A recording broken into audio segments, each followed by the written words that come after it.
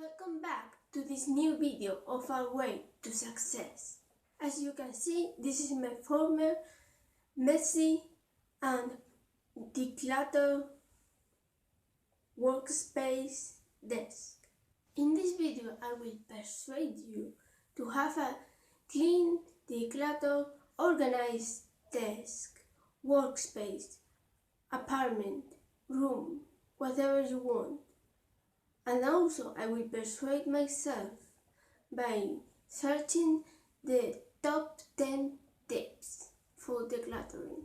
I thought it isn't that important. Now I've changed my mind, and you will change your mind. Have you ever felt overwhelmed by the simple thought of cleaning, organizing, or decluttering? Just because how much time is going to take? A quick overview. Why you should do this? 10 reasons. It hasn't to be perfect. A life hack. Cool. It hasn't to be perfect. And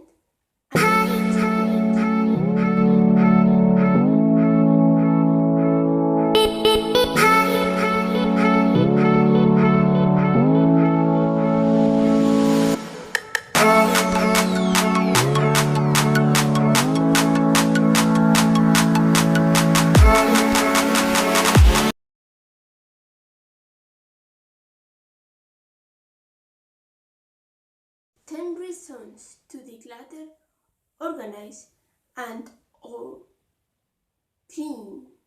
Number 1. You will be removing distractions not only from your workspace, from your physical workspace. You will be removing distraction for your mental workspace. That translates into you will get rid of the thought, for example, my mother told me to clean, and you will be more productive. This reason is my second favorite. My first favorite, and I think the best, is at the end of the 10 tips. Number 2. You'll feel a boost of energy from your decluttered space. Kickstart your work with that boost of enthusiasm and take it to your advantage. Have you ever wondered why your apps, even productivity apps, look so nice? Well, we eat with our eyes. Momentum is key, but also sticking is key, and I'll tell you later how you can do this. Number 3. This seems pretty obvious, but if you keep your things in the same place, you won't lose them. But you may be not fully aware.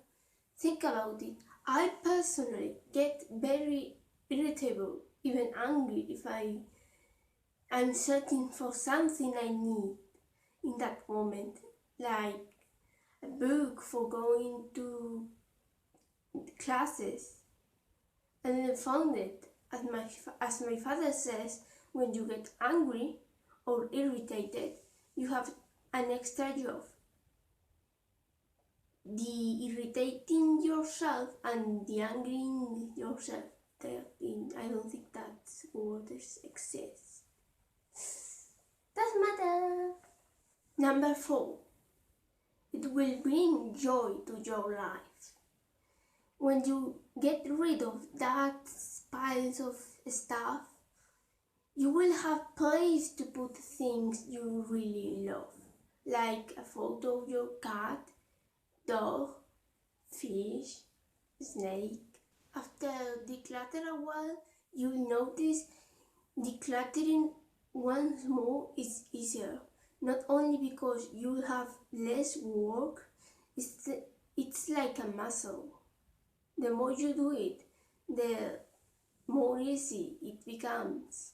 After this practice, you will become more mental aware and emotional aware of the inner clutter What does this mean? There are stuff that you no longer use and that doesn't bring you joy to your life anymore, or you just don't care anymore about them.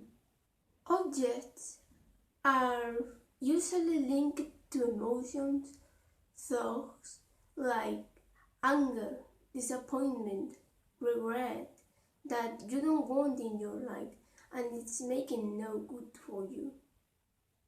Identify if there's any stuff you have that is linked to your emotions or thoughts and is not doing you well. Decluttering this way will lead to a better understanding of yourself. Number 7.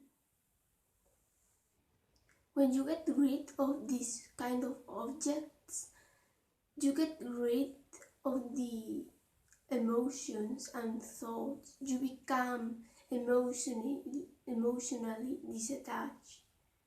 And being emotionally attached to something may be harmful for you. You have to move to another country, even to another city, not necessarily for financial reasons. Maybe you have to go to study to another country. Being emotionally disattached to your objects will reduce your stress. Number 8. More mental decluttering. Embrace the silence. We get uncomfortable with silence because then that enemy within starts talking, starts saying you're not good enough, you have to do more. That's very difficult. I struggle with that. But when you recognize that your thoughts, feelings, or beliefs are not always true, you get a sense of peace, mental peace. Mindfulness can help you. If you know what that word means, don't worry, it is on my YouTube to-do list. Number 9. By decluttering, you become more aware of the present and you learn to enjoy the little things of life, like a hug, the breeze on your skin, flowers, the smell of fruit. Why? Because when you get rid of those objects that belong to the past, you get rid of the sensations attached to them. You don't need to get rid of all of those. Number 10. And last but not least, the decluttered to-do list. To-do list means list of things to do. It's related with the 80-20 principle. You wanna know about this principle more? It will appear on future videos as well. 80-20 principle was discovered first by the Italian Wilfredo Pareto. He noticed that the 80% of his country lands were owned by the 20% of the people. This principle can be applied to several topics like business, productivity, and of course, economics. But how exactly this relates to your productivity? How do you make a decluttered to-do list? Well, you write down your most important task and just cross off the 80% of them based on that they are less important. Why? Because it's proved that 20% of your work will become 80% of your success.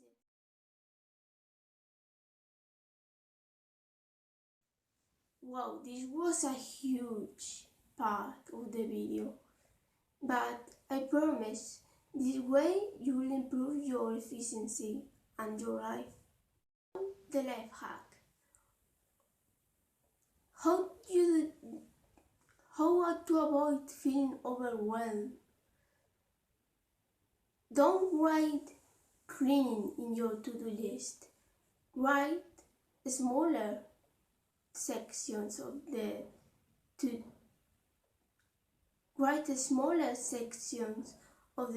task. Like for me, maybe clean my workspace, my desks, clean my craft space, clean the floor, getting rid of the socks that it's on there. I'm afraid they may appear some dust bunnies, awful dust bunnies that will eat you. Now that decluttering seems more affordable, pick a task, a soft task. Pick a soft task and just declutter, clean or organize for 10 minutes. Just that. That way you will eventually achieve a decluttered space. Now it's time for the challenge. But before, you don't need to be perfect. Your clutter don't need to be perfect. You don't have all things symmetrically organized. Have you seen those Instagrammers, especially Instagrammers of studying, that have all his desk in a pretty fancy unicornish way? You don't need to do that. That may be even counterproductive. So don't get obsessed. Now let's explain what is the challenge about. Well, it's the same dynamic that the wake up at 6 a.m. challenge that I made in other video, and I'm still in that video, and I think I'm continuing forever with that challenge. I must confess, today I fell asleep accidentally, so I woke up instead at 6 a.m. I woke up at 7 a.m.